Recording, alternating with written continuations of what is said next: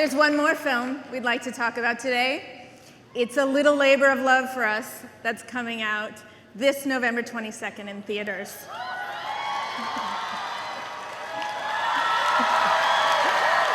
That one, yeah. In 2012, legendary animator and director Chris Buck invited me to join as writer and soon after director with him on a project inspired by the Snow Queen. Please welcome my mentor, collaborator, and partner, fellow director, Chris Buck. All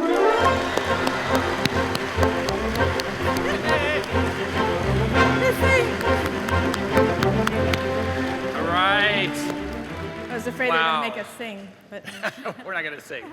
We are excited to announce that voicing Anna and Elsa's mother is star of Westworld, Evan Rachel Wood.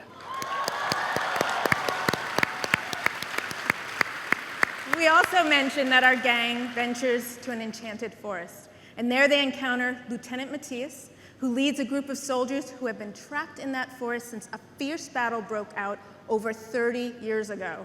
Voicing Lieutenant Matthias is none other than Emmy and Golden Globe winning star of This Is Us and Black Panther, Sterling K. Brown. So ladies and gentlemen, please give a warm welcome to Evan Rachel Wood and Sterling K. Brown.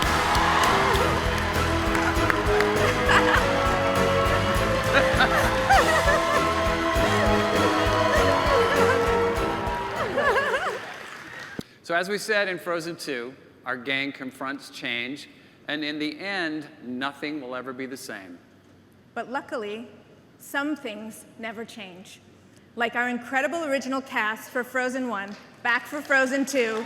Ladies and gentlemen, Jonathan Groff, Idina Menzel, Kristen Bell, and Josh Gad.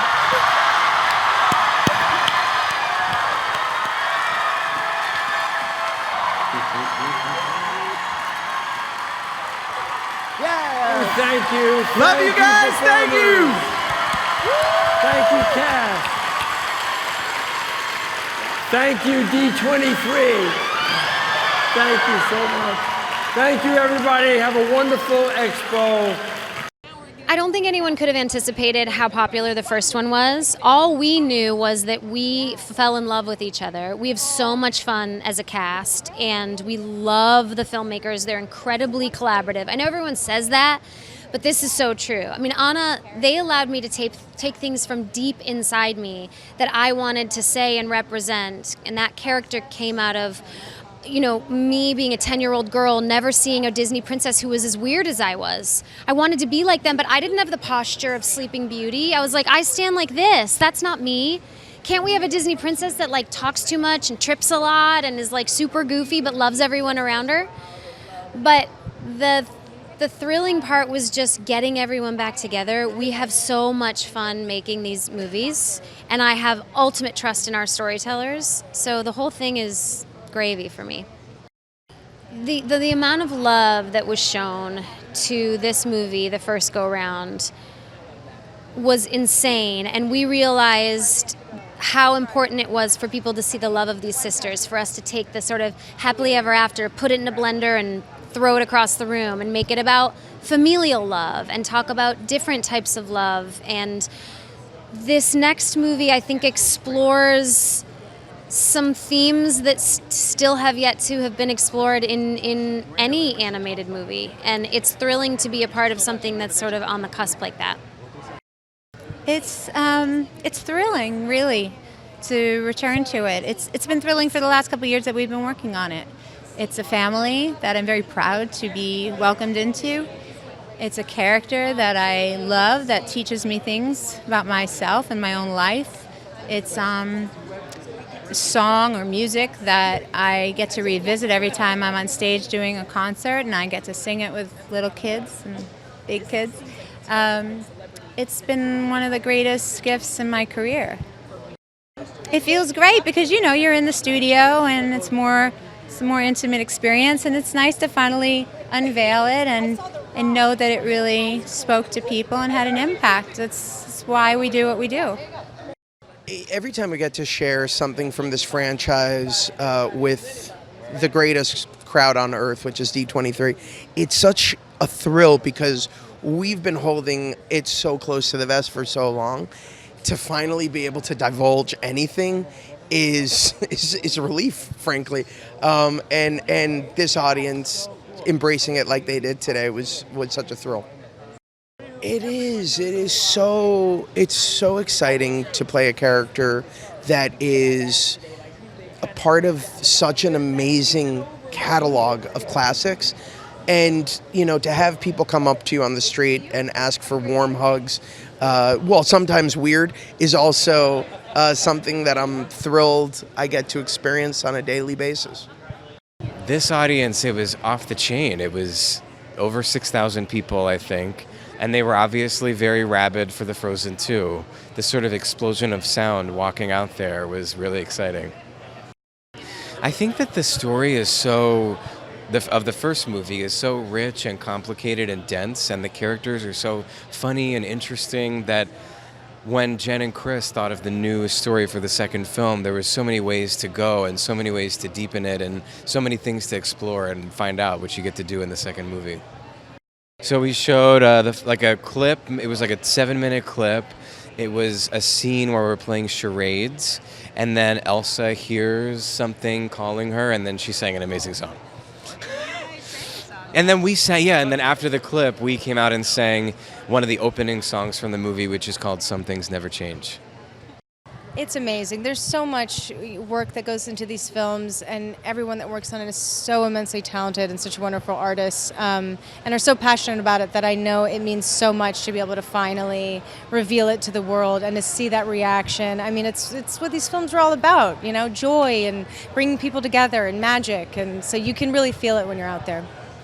People that I think were little or young when the first one came out, you know, they've grown up a bit, and I think they've done a great job of, you know, the characters in the films growing up as well. And then this film is very much is a coming of age story and finding who you are and stepping into your light and growing up. And so I think it's really going to mirror what a lot of the fans are also feeling. And, you know, if anybody can come back with something as good, if not better, than it's Disney, you know, and it's these group of people, and I think it's just going to knock people's socks off.